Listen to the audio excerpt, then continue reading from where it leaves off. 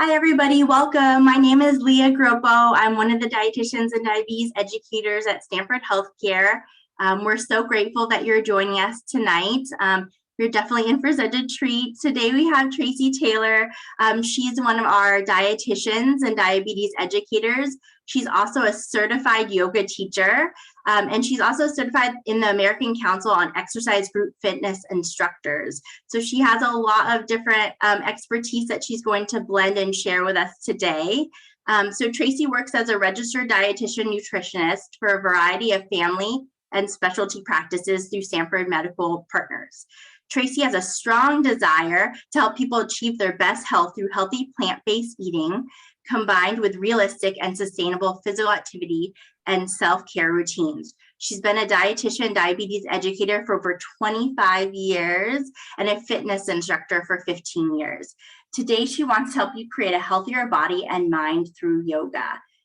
So before we get started, if you have any questions, feel free to put them in the chat, the Q&A box, and I will ask them throughout the presentation. So we definitely invite those. And without further ado, Tracy. Well, welcome. I want to thank Leah for the intro and the support, as well as the rest of the amazing Stanford diabetes team who provide amazing care and have given me this opportunity to share some of my passion about yoga and diabetes, making yoga accessible for everybody. So my feeling is, besides food choices and adequate sleep, which I know has been kind of hard for a lot of us with this heat, and stress management, movement is really such a necessary ingredient for our health and our wellness. And I think yoga is a quality choice for movement, and I'm going to share with you this evening why. I'm honored that you're spending your precious time and energy, especially in this heat, with us today, coming together as a community. And I'm going to just give you a little bit of an overview of what to expect. I'm going to go through, first of all, get to know you just a little bit by asking you 4 poll questions, which we'll get to in a moment. And then I'm going to share with you some slides to talk about what yoga is and isn't, what research shows us about yoga and diabetes, some of the benefits, and then some safety tips. And then I'm going to share some resources. And then together, we are going to do a gentle chair-based yoga, which I think will help us end that. And so without further ado, I'm going to ask Leah to bring up our first poll question, which is, what is your experience with yoga practice? Actually, I think a lot of people have already answered it. So we'll just give you a couple more seconds, but it looks like actually everybody has. So I'll share the results. Thank you. They should be sharing. Great, well, thank you. So it looks like about 38% have never practiced yoga. Tonight's your chance. About half of you have practiced in the past, but not currently. And then a small amount of you have done 1 to 3 times a week currently. So thank you. And we'll go to question 2. Which of the following statement is or are correct about yoga?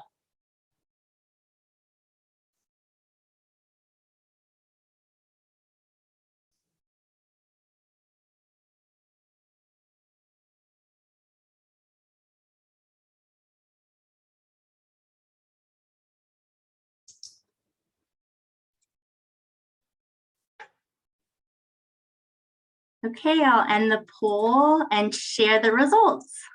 Great, well, you're all correct because all of the above are correct. So we know that it's been practiced in ancient India for thousands of years, and we know that it is derived from the word Sanskrit, and I'll share more about that in a moment, that it means to unite or represent the union of body and breath. So thank you for answering. We've got 2 more questions to go.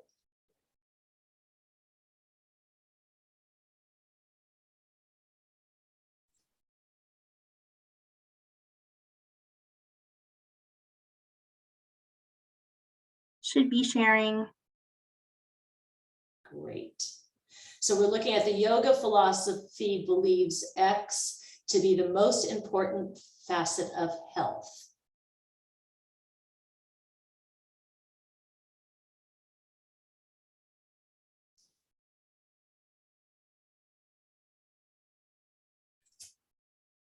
Great, it looks like most people have participated, so I will share the results. Great, so the yoga philosophy believes breathing to be the most important facet of health, the breath. And yes, flexibility, and we're going to talk a little bit more about that in a moment, is important, but it's really about the breath. So our final question is, those who have practiced yoga, studies found, reduced their blood pressure and lowered levels of harmful LDL cholesterol by about. And it's sharing, so feel free to put in your answers.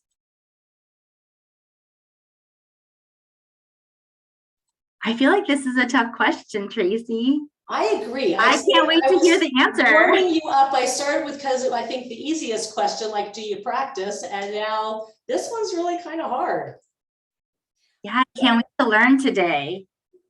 Exactly. But I wanted to put this one in because, you know, while it is a great way of keeping us healthy, we don't want to overclaim that it's going to create miracles.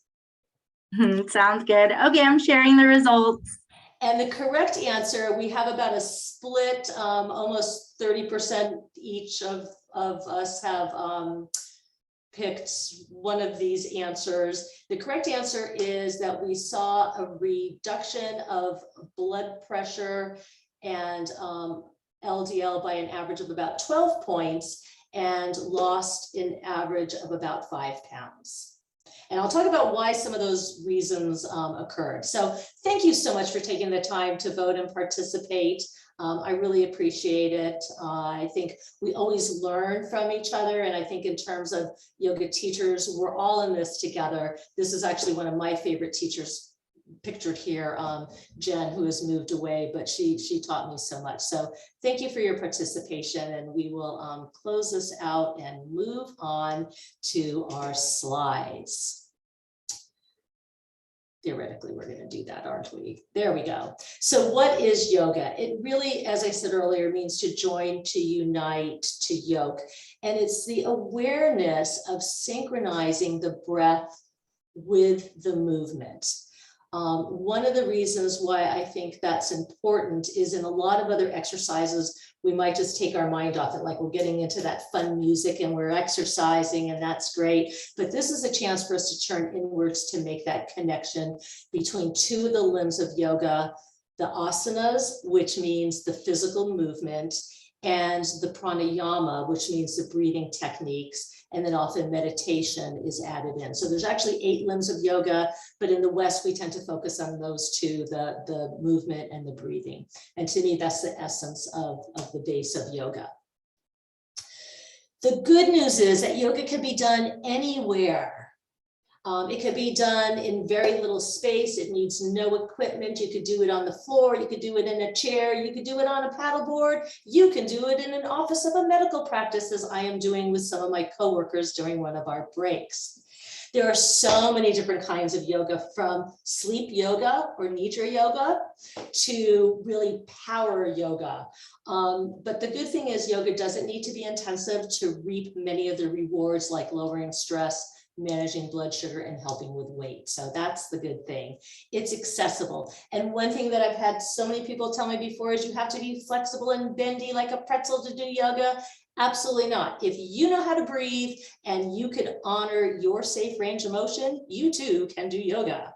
One of the things we always want to keep in mind with yoga, as well as far as I'm concerned, any exercise, is when we feel pain and discomfort, we pull back. Maybe we use a prop. Maybe we modify the pose. Maybe we come out of it a little bit. Maybe we take a moment and reset.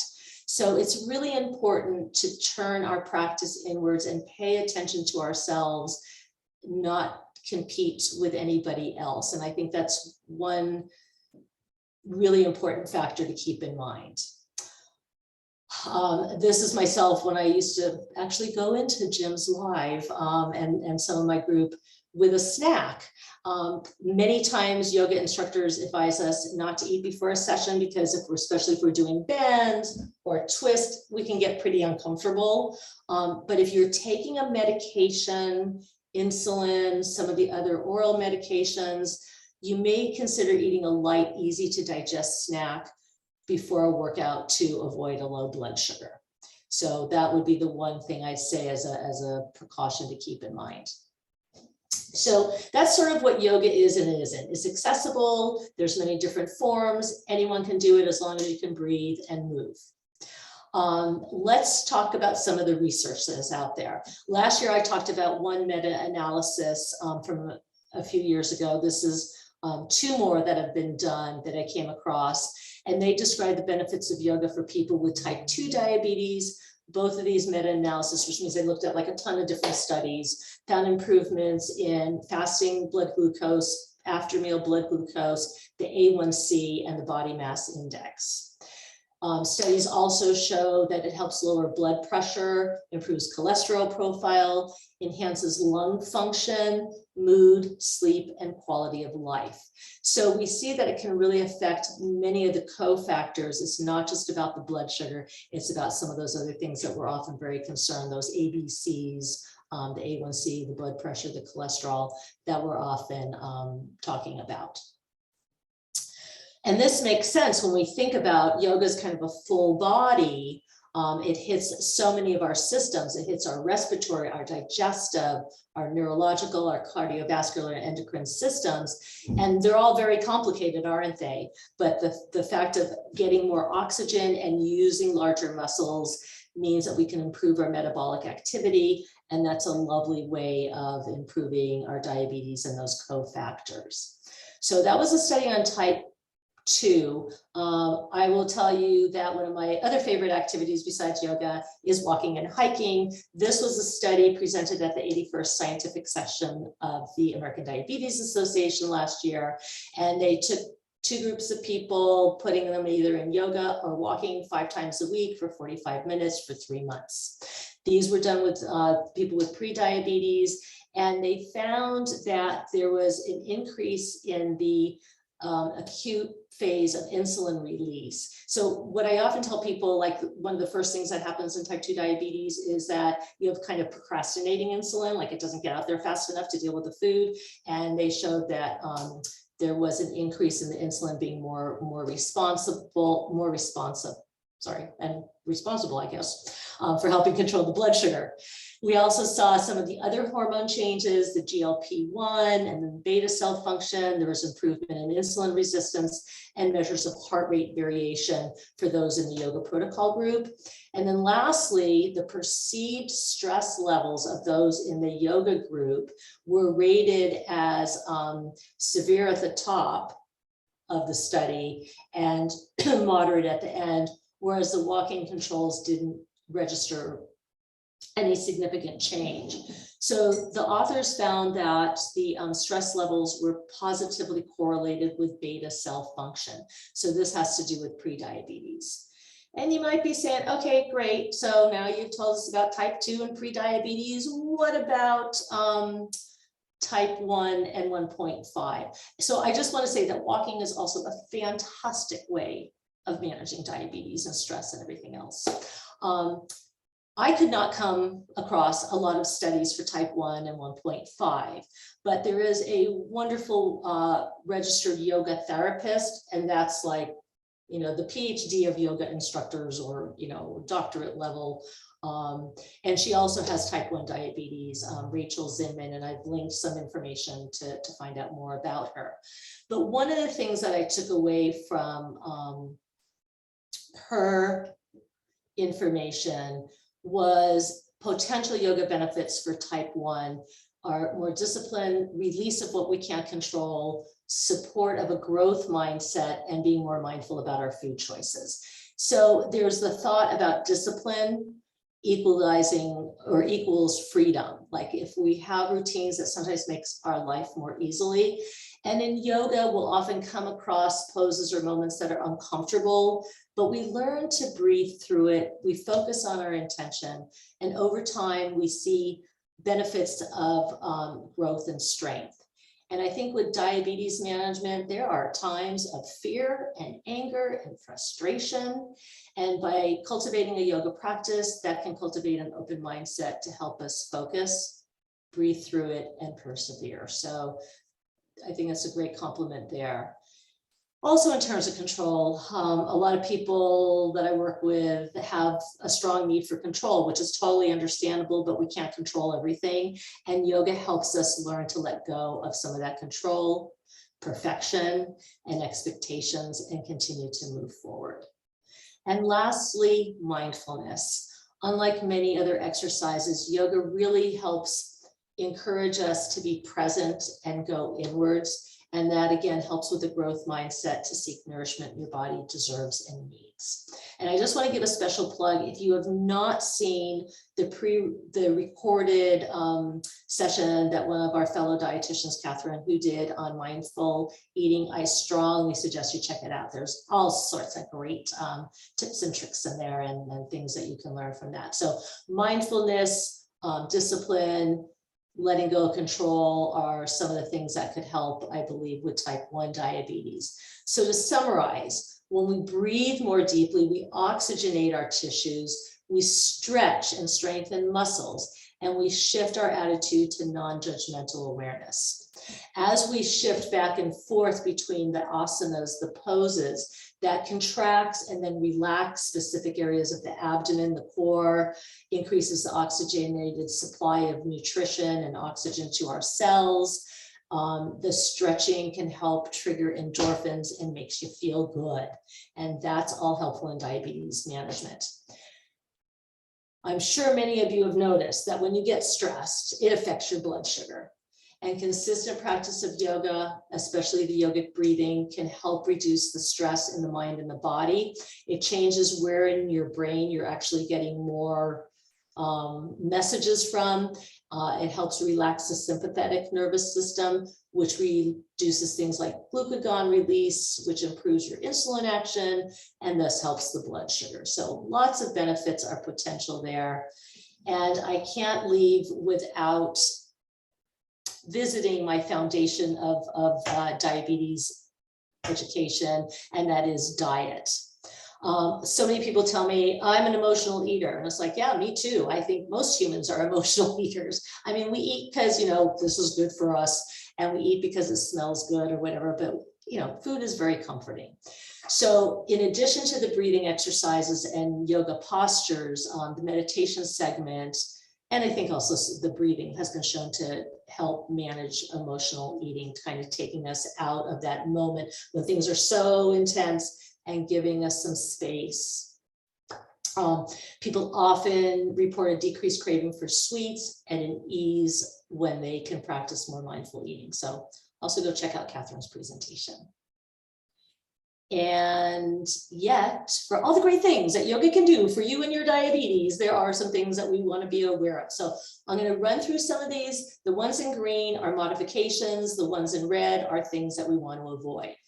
If you have heart disease or high blood pressure defined as over 140 over 90, a vigorous practice is not recommended. We really want to encourage a more gentle practice and work up to a moderate level. The second thing is autonomic dysfunction or low blood pressure. We don't want to move too quickly between postures. You know, if you've ever had low blood sugar and you stand up quickly, you'll know exactly what I'm talking about. So again, we want a gentle to moderate practice, chair yoga, or slow and careful transitions between standing and seated, or on your back and sitting up. We want to be very careful and slow about that. When it comes to peripheral neuropathy, it is not recommended we practice while barefoot and avoid prolonged standing postures if you have impaired sensation or you experience pain.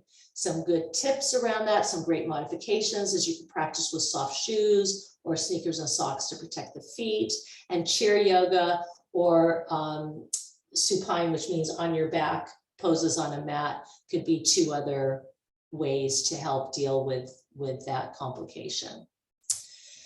And then we have peripheral vascular disease, where our circulation isn't so good in the extremities. Again, the precaution to avoid vigorous practice and the prolonged standing postures. Going back to the recommendation of chair yoga, gentle to moderate practice that focus on the seated or on your back poses, and moving carefully between postures.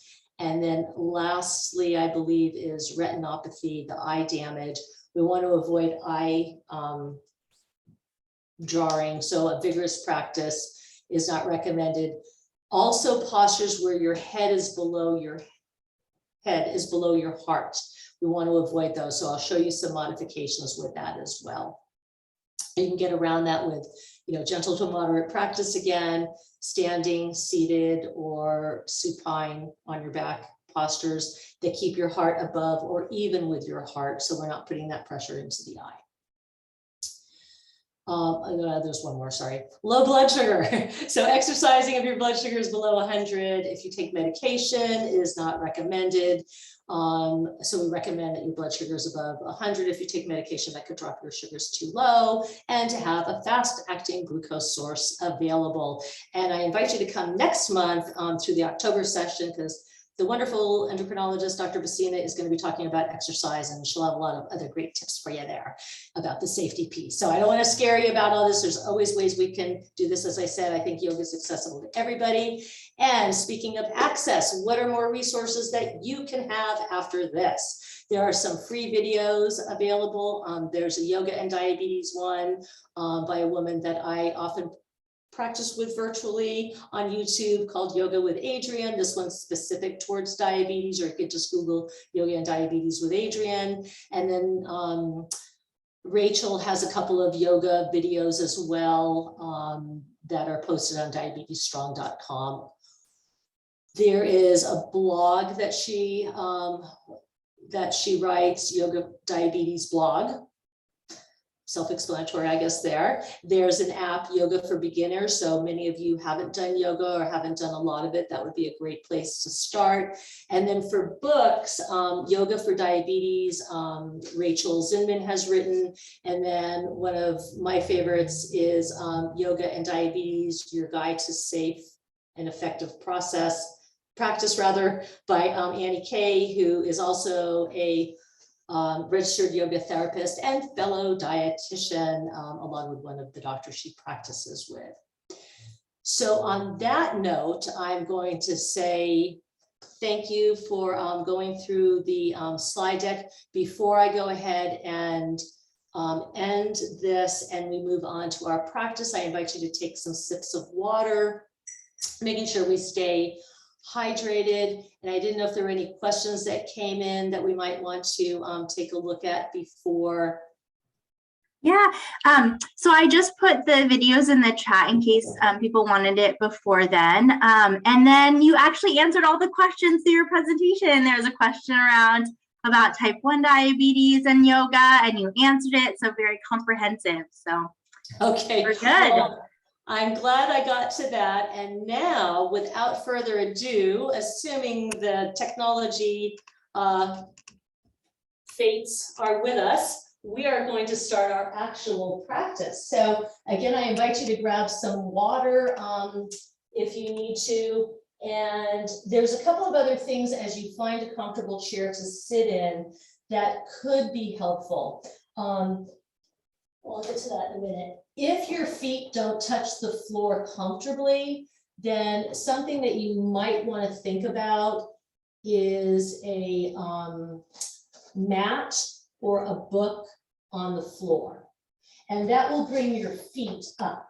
So if you can't get to the floor, you can bring the floor up to you by placing your feet on a raised surface. And that's also if you're going to be practicing standing poses and you're doing things like forward folds, having a chair or having yoga blocks can be super helpful to, again, bring the ground up to you. So I really like having those available.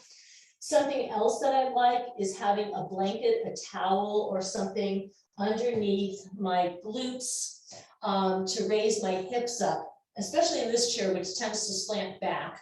But even in a regular chair or even on a mat practice, raising our hips up can take the strain off of our back. So that's really useful. Straps, whether they be kind of these stretchy things that you might have gotten if you've been in PT, etc., or an official yoga strap or a tie or anything, the scarf, can be helpful if indeed we can't say, I can't reach back there. I can always take something like the strap so that I can reach a little bit more easily. So those are just a couple of props I wanted to share with you. Props are tools and really useful. They're not cheating. So sometimes people go, I don't want to use it. It's cheating. It's not at all. So a book or a mat underneath you if you need to. I'm going to take a moment to let you get settled in your area here, and let me just scooch this out of the way.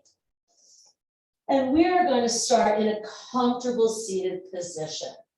We're going to place our feet on the floor, and I want you to take a minute and really feel the floor.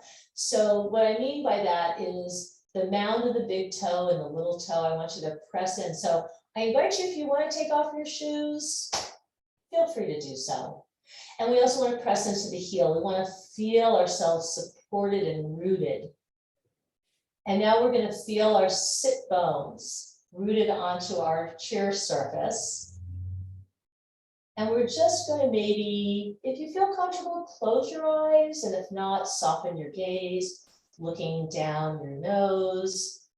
And we're just going to start by noticing the breath. I like to place my hands either palms down or palms up onto my lap. And as I breathe, without trying to change it at this point, I'm going to think, how does that air feel as it enters my nostril? The temperature, any aromas, the sensations. And as I exhale, I'm going to relax the muscles in my forehead, soften around the eyes, let my jaw be relaxed. Try to create space between the ears and the shoulders. Perhaps as you inhale now, you start to lengthen through the crown of the head, feeling the crown of the head reach up towards the ceiling, while you feel your feet and your sit bones pressing down. Maybe noticing any noises or sensations around you.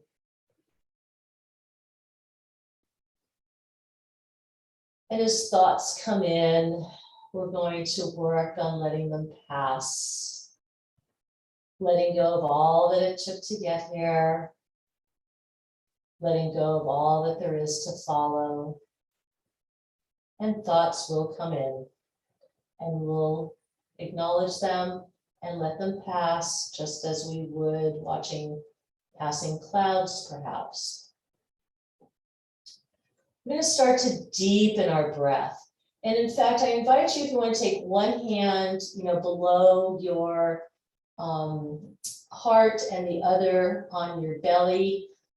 As you breathe in and out, notice what's expanding. Is it just the chest? Is it just the belly? And I invite you to really let that belly relax. I know a lot of times we're trying to hold that belly in, and I just say, let it go at this moment. As we deepen the breath, can we imagine that we're inflating a balloon so that we can feel our rib cage expanding 360 degrees? And exhaling, contracting 360 degrees. Perhaps invite the breath to come deep down into the belly, filling up as it rises up towards the collarbone.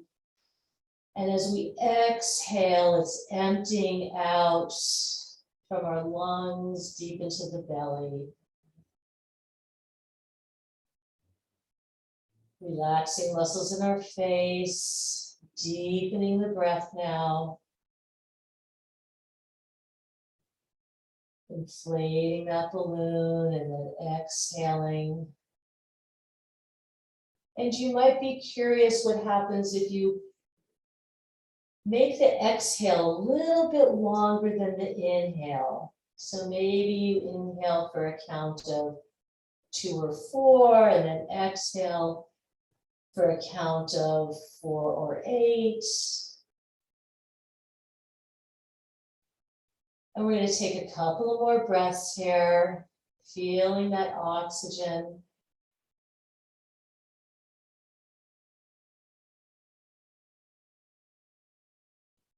And then I invite you to, if your eyes are closed, flutter them open. Take your hands back on your lap. And we're going to go ahead and release anything that we might be holding in our neck by starting to make small circles with our nose. So imagine that you're tracing maybe a golf ball in front of you, and then maybe a softball, and then maybe a volleyball. And then pause and take it around for a big circle in the opposite direction. And then a little smaller, moderate circle. And then maybe a little ping pong ball comes into play here. And then take a deep inhale and a big sigh out. Beautiful. We're going to take a deep inhale, and then as we exhale, let's drop our chin to the chest, getting a nice, yummy stretch through the back of the neck. Feel the shoulder blades melting down the back. And as you inhale, lift your chin to the point that's comfortable. So depending on your neck flexibility, you may really lift that chin up, or maybe a slight increase. And then let's do that 2 more times at your own pace, letting your body follow your breath, exhaling down and inhaling up.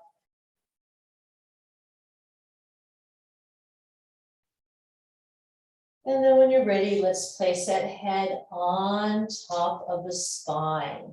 And take a moment to think about drawing the front of the ribs together. So if you think about your rib cage like a lampshade, that's going to shine directly over your pelvic bowl here.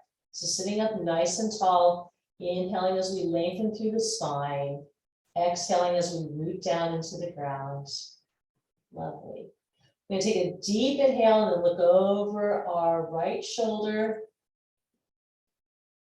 only to the point that feels like a yummy, melty stretch. No discomfort, no forcing. Back to center, another inhale, exhale over to the left. Let's take another inhale and exhale back to center. Beautiful. We're going to drop our hands by our sides. And we're going to raise the shoulders up to the ears and then back down. Inhale the shoulders up, feel those shoulder blades rising and then back down. And one more time, bring it on up. Big, big, big inhale, hold for a moment. And out with a sigh. Lovely. We're going to warm up our spine next. Let's take our hands lovingly over our kneecaps. And we're going to inhale as if we were lifting our heart forward and up, gaze slightly up, feeling a stretch of the skin through the front of the body. And then we're going to exhale as we pull the navel to the spine and we create that rounding of the spine into a cat pose. So think about a cat arching its back. And let's do that a few more times. I'm going to scoot forward in my chair a little bit so I have a little bit more room.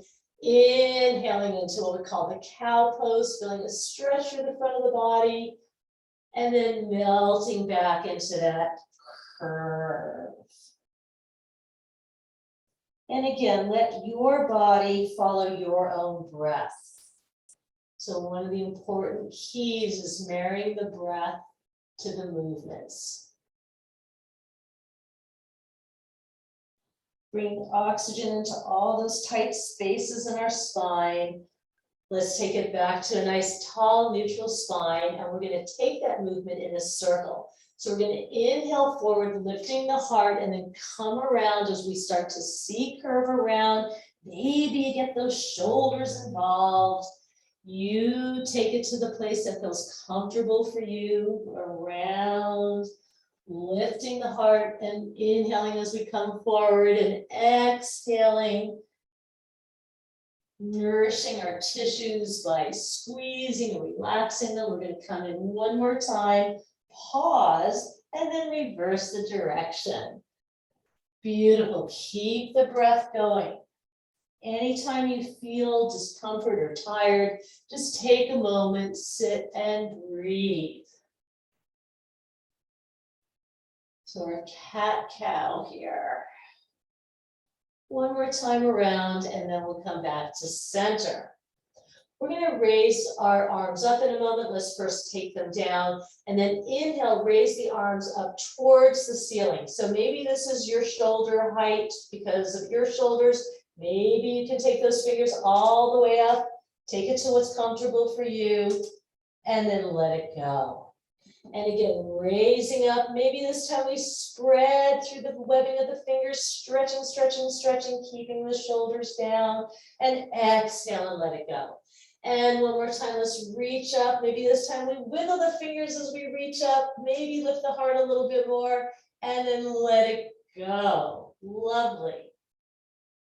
Working on the sides of our body, let's take our right hand and grab either outside your right leg or at the edge of your chair, and then plug the shoulders in.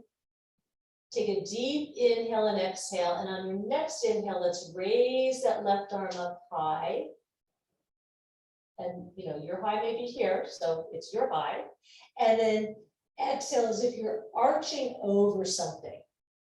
So think about leaning over a barrel versus forcing your way to the side, to the point of your comfort, feeling a nice stretch from the fingertips down to the hips. One more inhale and exhale here. And then let's take it back to center. Drop that arm, grab to the side of the chair or your thigh, and then dropping the shoulders, reach the fingertips up. So first I want you to plug that shoulder in, lift up through the spine, deep inhale, and then exhale, feeling a lovely opening through the body, making sure that shoulder doesn't creep up to the ear. Keep it down. Beautiful. One more inhale and exhale, and then let's take it back. Let's roll those shoulders back a couple of times and reset, and we're going to take it to yet another twist. These twists are really great for digestion, for really helping to infuse blood and oxygen into all these organs in our middle. So our next twist, we're going to raise the arms up to a comfortable level for you. Deep inhale, and as we exhale, we're going to turn to the right, turning from above the navel to protect the low back, and then reach the arms down. Try to avoid cranking the neck. See if you can keep your chin in line with your sternum, with the middle of your chest. And remember, as my friend Skelly says, breathe. Coming back to center, let's reset. Take a deep inhale and exhale, and then reach the arms up and take it to the other side. A nice massage for those internal organs. Inhaling and exhaling here. And now back to center. We'll go ahead and do a back bend now. Not going to be intense. We're going to either raise the arms up or we're going to take it into a cactus or goal post. If you're a football fan, maybe that's more fun. And then we're going to lift our heart up as we start to imagine bending from the upper back, kind of where your bra line would be. And maybe you take your gaze up, inhale and exhale, and then come back to center. And let's do that one more time. Deep inhale and exhale as we reach back.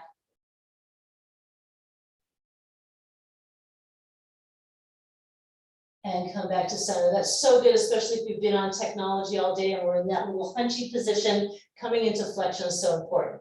We're going to keep our arms up here. We're going to get a little funky wrist action, shaking them side to side and then back and forth.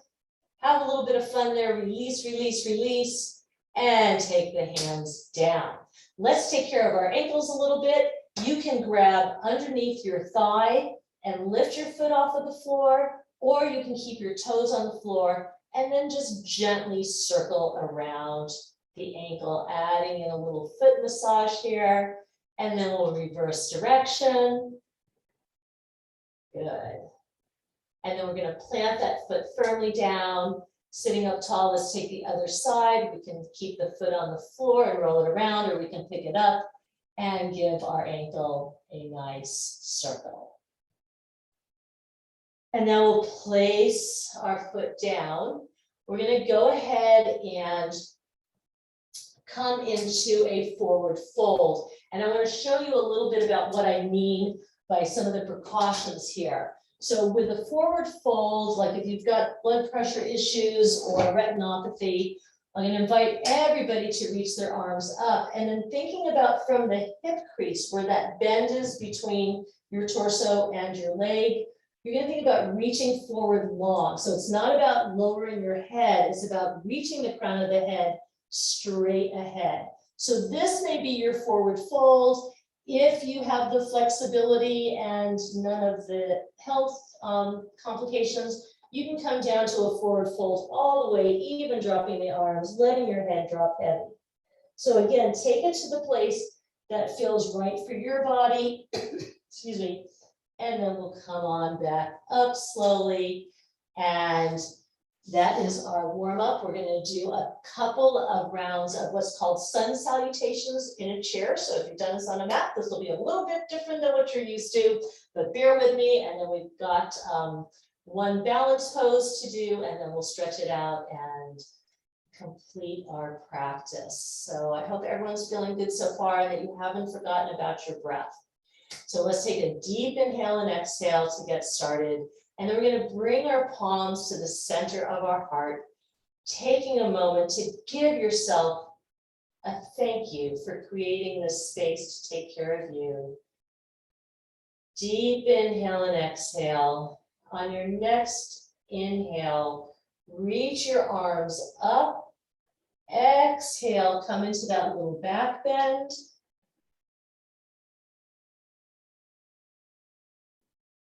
Inhale back to a long spine.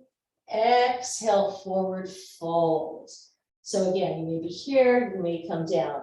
As we come in and come back up, we're going to grab underneath our right thigh and lift up on our inhale, reaching back to a slight back bend. Exhale, drop your head forward. And then inhale, place your foot down. Take in another deep breath and hands back to center. Inhale, reach up. Exhale, back bend. Inhale, forward fold. Exhale, grab your left leg, take it back into a slight back bend. Inhale, tilt your torso forward. And go ahead and drop down the leg, reach it up, and forward fold. Inhale, reach up. Exhale, reach back. Inhale, grab this time your left leg. And then exhale, forward folding. Inhale, bring it back up. Exhale, reach it back into your back bend. Inhale, come forward, grabbing your right leg, bring it on up. Exhale, folding forward a little bit, and then drop the leg down. Exhale to another forward fold. Inhale, reach it up. Palms together and to your heart center. We're going to take in 3 breaths here. Inhaling through the nose, deeply remembering to expand and inflate that balloon. Exhale completely as you can. Together, although it might be at a little different pace, we're going to do that again. And then we're going to get ready for tree pose. Now, you could conceivably do this in a chair. So tree pose is a wonderful hip opener. In a chair, we would just take our knee out to the side and the heel towards the bottom of the leg. If you want to try this standing, this is a great opportunity to use the chair because we can use this for balance. And I apologize, I don't know the angle is that you can see my feet. So if you can't, I apologize for that, but I will try to give you some verbal cues here.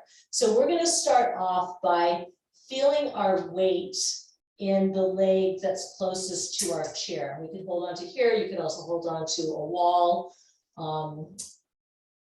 Plant the foot so it's rooted down like we did in the beginning, feeling the mound of the big toe and the little toe and the heel, pressing down into the ground. And then I want you to feel energy coming up the foot, up the leg. So instead of sinking into the hip, we want to lift out of that hip with energy. Our knee stays soft, so we don't want to lock it out. This is our setup. And then we're going to take and kickstand our other leg. So what I mean by that is the ball of the foot's going to be on the floor. The heel is going to come up against that other leg. And you are now in a tree pose. And if you want to raise up that other arm, bringing it to your heart center, or maybe growing your branch tall. If you want to try, you could take that other hand away. If you need a little more, you could bring that foot up higher, excuse me, or you could also bring the foot all the way up. But again, the first pose is tree pose. If you're here, if you're a more, practiced person, then press your thigh into your foot into the thigh. It's fine to be holding on for balance. If you're new, it's preferred because that way you can focus on the breathing. If you find that, oops, I stopped breathing or it's getting really shallow, that's the time to back it down and refocus, to marry the breath with the movement and not try to do the party trick of, look, I'm a tree. Yeah, there you go. We got to do the other side though before we move on. So let's go ahead by planting the other foot into the floor. You can switch sides if you want to for the chair. Kickstanding that foot, lifting out of the hip. Deep inhale and exhale. Take your tree to where you feel rooted and strong. And then you can hold on. You can take your hands to center. You could raise them up. Be free to be your own tree. A little back and forth is fine. Remember, trees that are flexible and move in the wind are healthy. Take that foot down, shake it all about. Great job, everybody.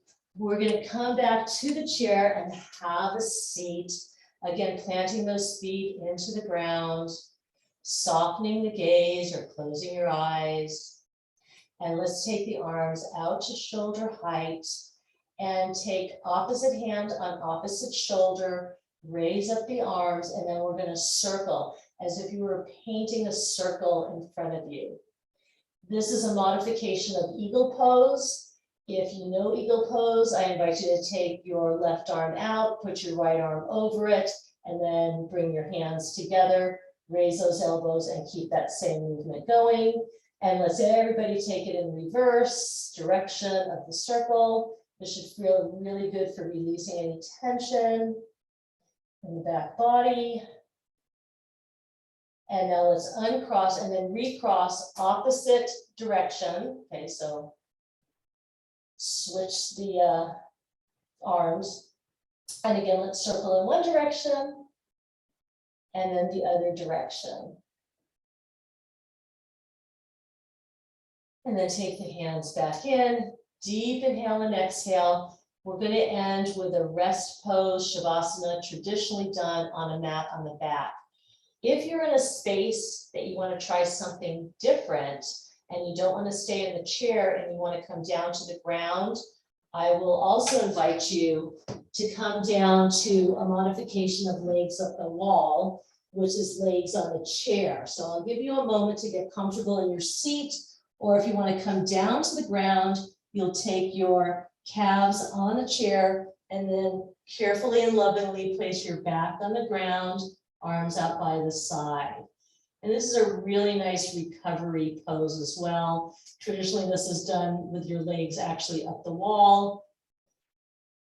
So find a place that feels comfortable for you, and then soften or close your eyes and let your breath return to its natural rhythm.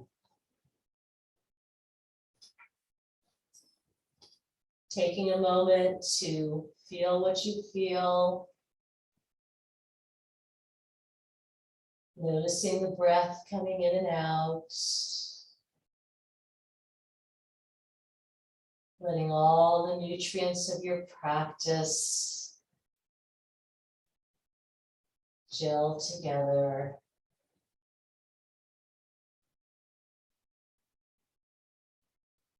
Softening the muscles in your face.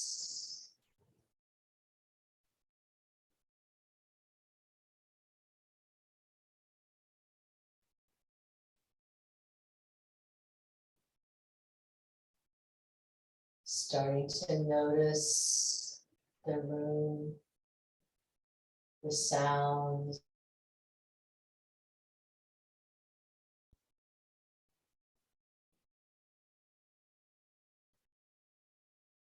And then when you're ready,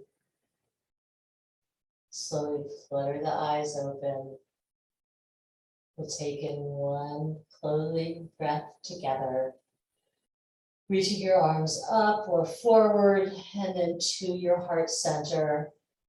Take a moment and bow your chin towards your chest, getting one more stretch. And we'll close with namaste.